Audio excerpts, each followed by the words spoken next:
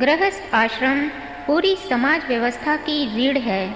इसके उत्कृष्टता पर ही समाज में सुख, शांति व समृद्धि का स्वर्गीय वातावरण बनता है। सुखी परिवार, सुघड़ एवं सुसंस्कृत नारी तथा उत्तम स्वास्थ्य के महत्व को दर्शाते मंत्रों की प्रेरणा, जो हमारे जीवन को तेजस्वी व यशस्वी बनाएंगे।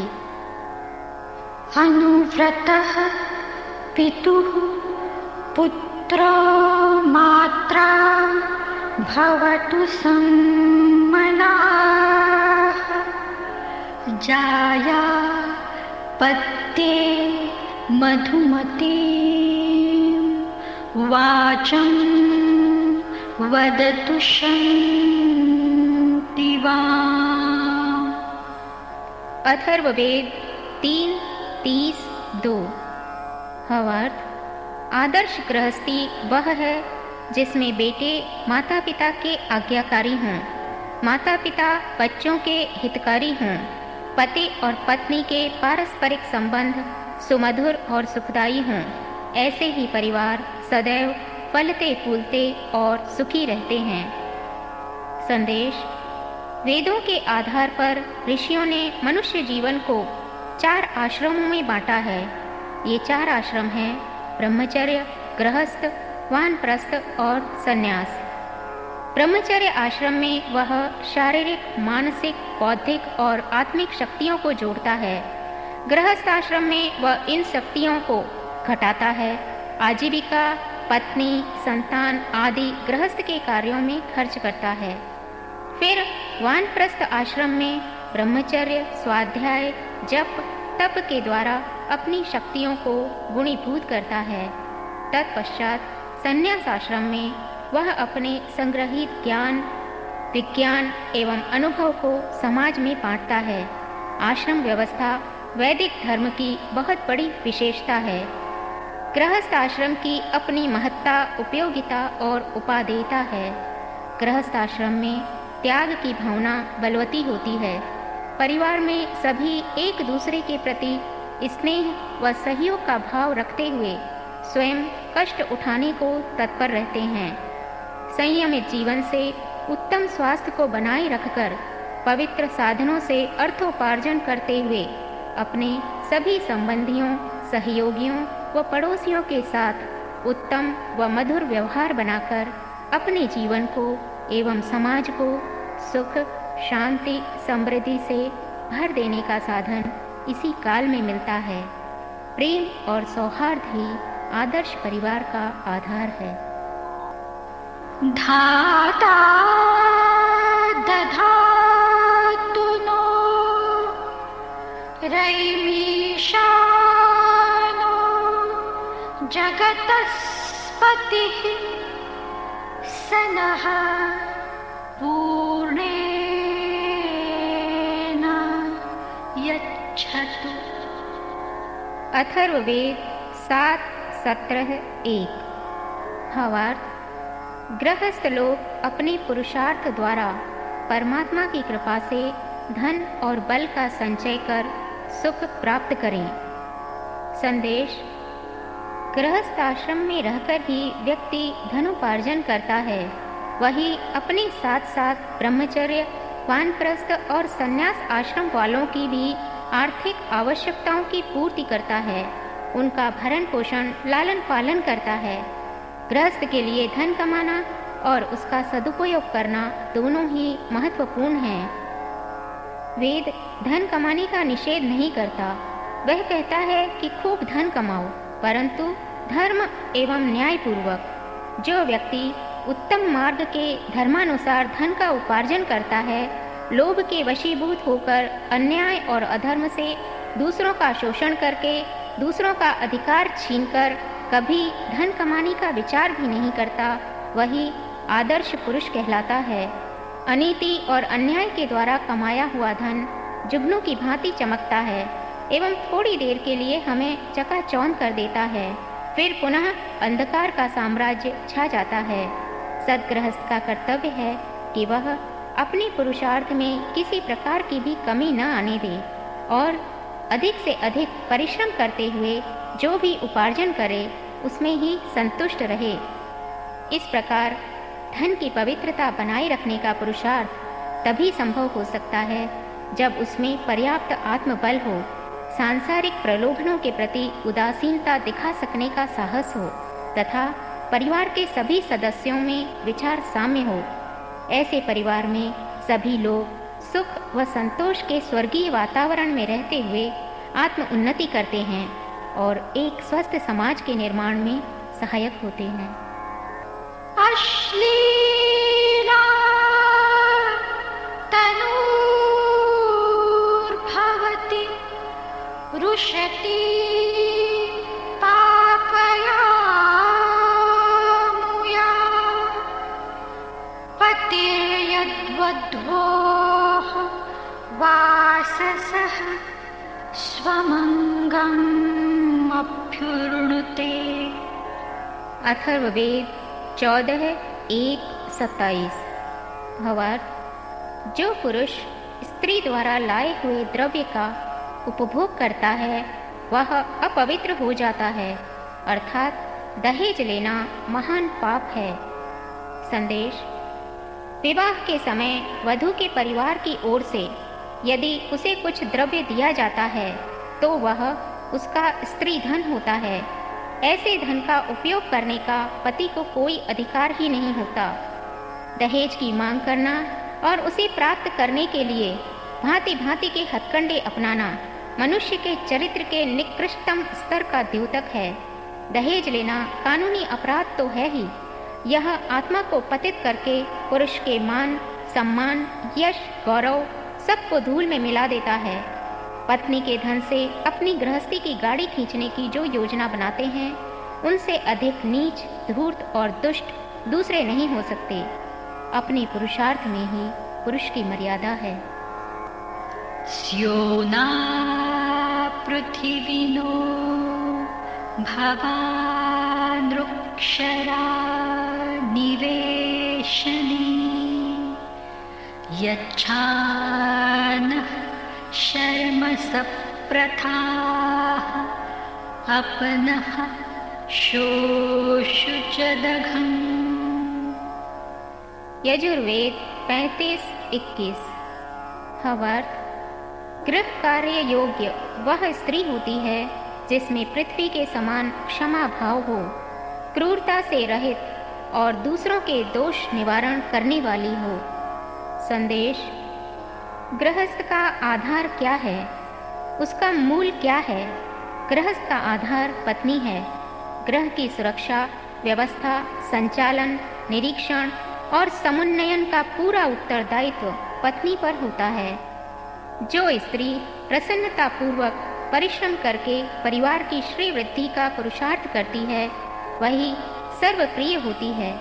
सरलता, मृदुता, विनम्रता आदि गुण जिस स्त्री में होंगे वहाँ दाम्पत्य जीवन स्वयं सुखमय होगा।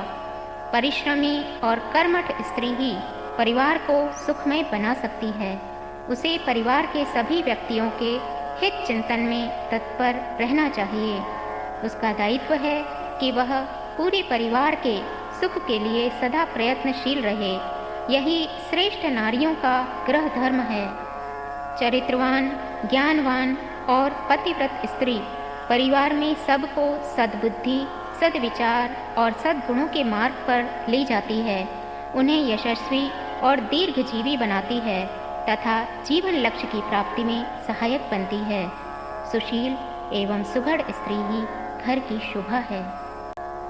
पुनन्तु मा देवजनाः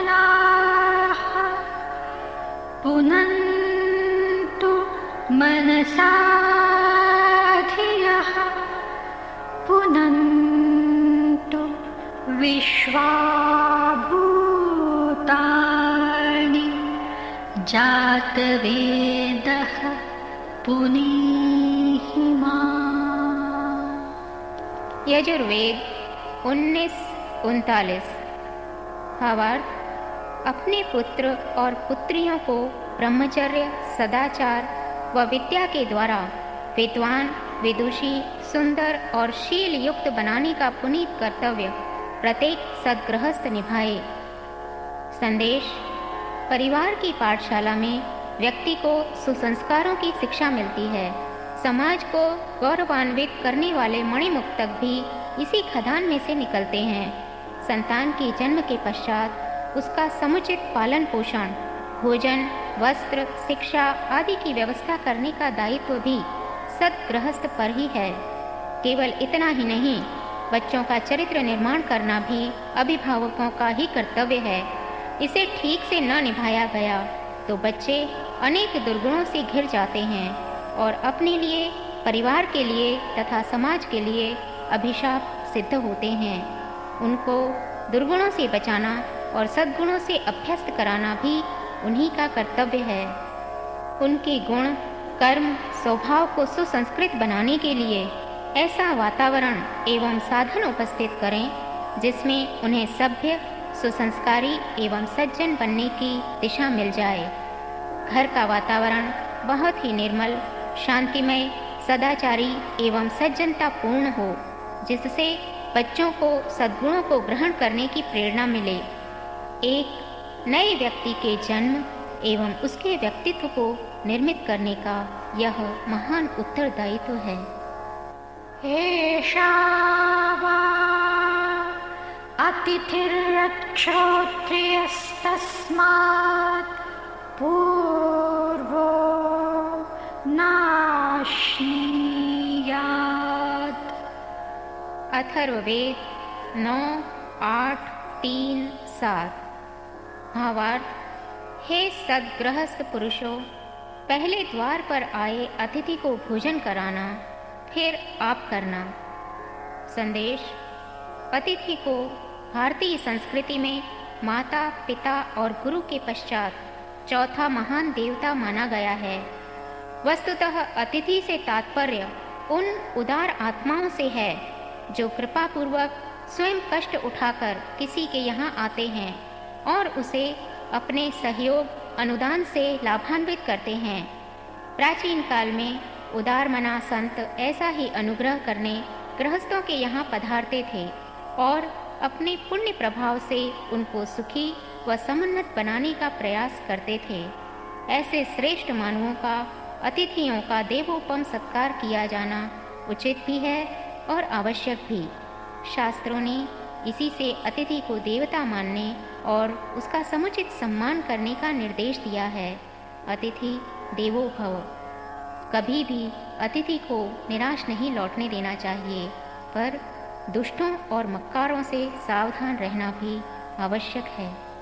स्वाक्तं मे द्यावा पृथिवी, स्वाक्तं मित्र अकरयम्,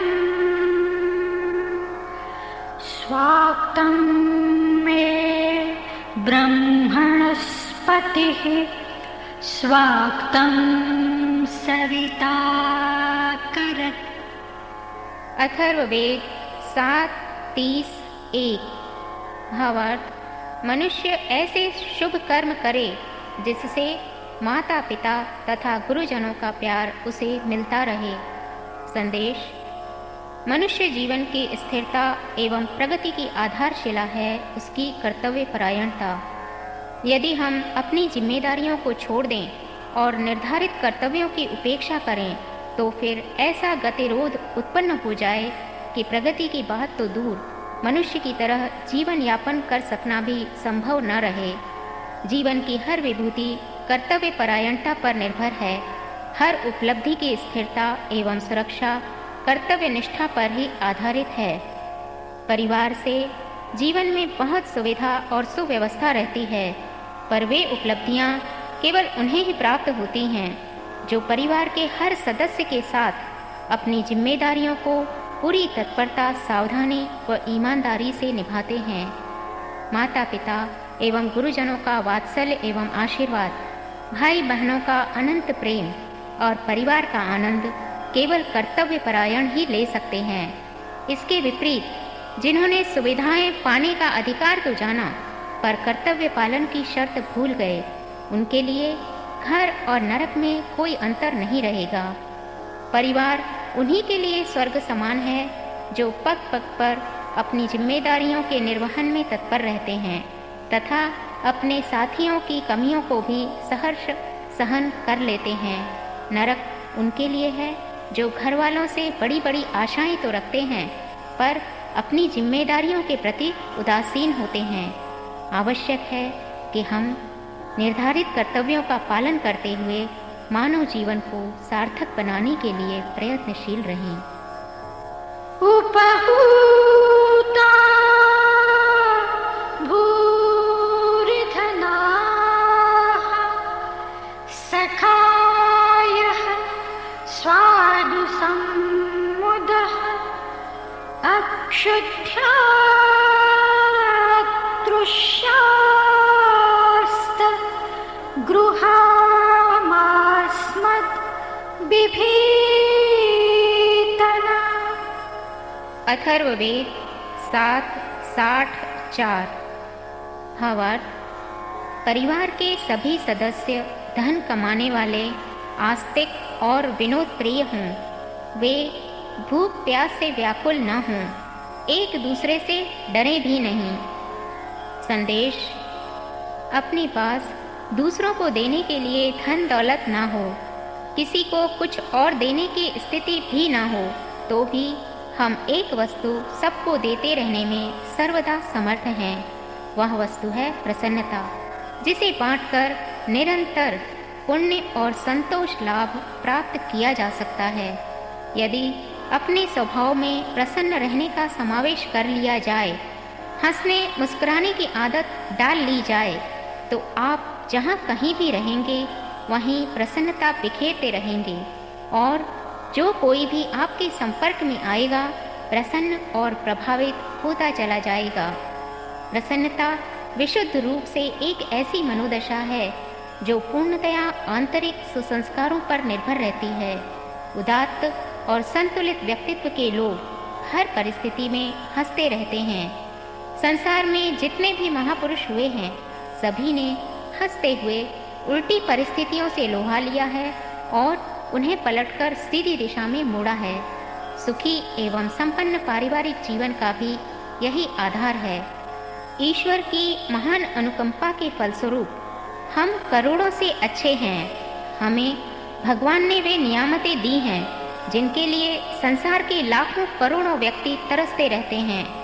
जिस परिवार में इस विचारधारा के लोग रहते हैं, वहाँ सदा सुख शांति का ही वातावरण रहता है और सभी की आर्थिक, सामाजिक, धार्मिक व आध्यात्मिक उन्नति का मार्ग प्रशस्त होता है। अर्चत प्रार्चत प्रियमेधासो अर्चत अर्चन्तु पुत्रका उत पुरं न धूष्णवर्चत। अथर्ववेद 20:92-5। भावार्थ: हे ईश्वर, हम अपने पुत्र पुत्रियों, बंधु बांधवों समेत सदैव आत्म उन्नति के कार्यों में लगे रहें। संदेश: परिवार के सभी सदस्यों को आत्म उन्नति का दृढ़ संकल्प लेकर अपने दैनिक कार्यों का संचालन करना चाहिए। इसी से उनके उत्तम व्यक्तित्व का निर्माण होगा और परिवार का उत्कर्ष होगा। इसमें संकल्प शक्ति, साहसिकता और दूरदर्शिता का परिचय देना होता है। वेद की शिक्षा है कि निरंतर सद्गुणों को अपने जीवन में लाएं और दुर्गुणों को छोड़ें। इसी प्रकार जीवन पवित्र और उत्कृष्ट बनेगा। सुखी एवं समुन्नत परिवार में सभी को इसी प्रकार का आचरण करना चाहिए। माता, पिता और अभिभावकों का यह विशेष उत्तरदायित्व है कि वे बच्चों को प्रारंभ से ही उत्कृष्ट आचरण का अभ्यास कराएं तथा उनकी आत्म उन्नति में सहायक बनें। आरोहतायुर्जरसं वृणाना अनुपूर्वं यतमानाय तिष्ठ इह त्वष्टा सुजनिमार सजोषा दीर्घमायुः करति जीव सेवः। ऋग्वेद 10:18-6। भावार्थ, परमात्मा ने इस संसार में सभी को दीर्घ आयु प्रदान की है, किंतु मनुष्य अनुचित आहार विहार द्वारा आयु क्षय कर लेता है। इसलिए नियम पूर्वक जीवन जीते हुए पूर्ण आयु प्राप्त करना प्रत्येक मनुष्य का धर्म है। संदेश: मानव जीवन की यह महान उपलब्धि हमें परमेश्वर ने ऐसे ही प्रदान नहीं कर दी है। उसने हमें संसार में अपने उत्तराधिकारी राजकुमार के रूप में भेजा है कि हम 100 वर्ष तक हृष्ट पुष्ट रहकर समाज में सबकी भलाई के कार्य करते हुए यशस्वी एवं श्रेष्ठ जीवन व्यतीत करें और हमारी कीर्ति पताका सर्वत्र फहराती रहे। जीवन बहुत महत्वपूर्ण है, इसे नीचतापूर्ण कर्मों में गंवाना अच्छी बात नहीं है। इसलिए पुरुषार्थी बने और दुराचार त्याग कर सदाचारी हों। इससे मनुष्य पूर्ण आयु प्राप्त करता है। संसार में सर्वश्रेष्ठ बनने के लिए मनुष्य को उच्च कोटि का ज्ञान, स्वस्थ शरीर, स्वस्थ मस्तिष्क और उत्कृष्ट मनोबल चाहिए। ज्ञानी, विद्वान, सदाचारी, परोपकारी और उदारमना व्यक्ति ही मनुष्यों में अपना सर्वोच्च स्थान बना सकता है। इसी से वह दैवी गुणों में वृद्धि करते रहने का साहस कर सकता है। दैवी गुणों से दिव्यता आती है और वह समाज में अद्वितीय, अनुपम एवं अग्रणी होने का सम्मान पाता है। इस प्रकार स्वयं अपने आचरण की समीक्षा करते हुए पुरुषार्थी और सदाचारी बनकर यशस्वी बने। दीर्घायु प्राप्त करने का यही साधन है। मानो हेतिर्विवस्वत आदित्याः कृत्रिमाशरुः पुराणो जरसो बधीत्। ऋग्वेद 8:67-20। भावार्थ, हमारा जीवन इस प्रकार हो कि हम पूर्ण आयु प्राप्त करें, हमारी अकाल मृत्यु न हो, इसलिए हम संयमित जीवन जिएं। संदेश: संयम का अर्थ है शक्तियों के अपव्यय को रोकना। यह अपव्यय अधिकतर हमारी इंद्रियों द्वारा ही होता है। संयम अर्थात शक्तियों का संचय, असंयम अर्थात सामर्थ्य की बर्बादी। मनुष्य के शरीर और मन में शक्तियों का अकूत भंडार भरा पड़ा है। उनको नष्ट होने से बचाया जा सके और उस बचत का सदुपयोग किया जा सके तो अभीष्ट दिशा में आशाजनक सफलताएं प्राप्त की जा सकती हैं। इस तथ्य को न समझकर हम अपनी बहुमूल्य शक्तियों का निरर्थक अपव्यय करते रहते हैं और ईश्वर प्रदत्त शक्ति भंडार को खोकर खोखला, रुग्ण, अशक्त और असफल जीवन जीते हुए मौत के दिन गिना करते हैं। शरीर और मन अपने अपने आहारों द्वारा शक्तियों का निरंतर उत्पादन करते रहते हैं और हमारा सामर्थ्य भंडार बराबर बढ़ता रहता है। इस उत्पादन को यदि अपव्यय से बचाकर रचनात्मक दिशा में प्रयुक्त किया जा सके तो निसंदेह किसी भी क्षेत्र में आशाजनक प्रगति की जा सकती है। हमारी अकाल मृत्यु ना हो, इसलिए हम संयमित जीवन जिएं। अगर आपको हमारी यह वीडियो पसंद आई हो तो इसको लाइक करें, कमेंट और शेयर ज़रूर करें और हमारे YouTube चैनल ऋषि चिंतन को सब्सक्राइब भी कर लें। साथ ही बेल आइकन को भी दबाएं ताकि आपको आने वाली वीडियोस की नोटिफिकेशंस मिलती रहें। धन्यवाद।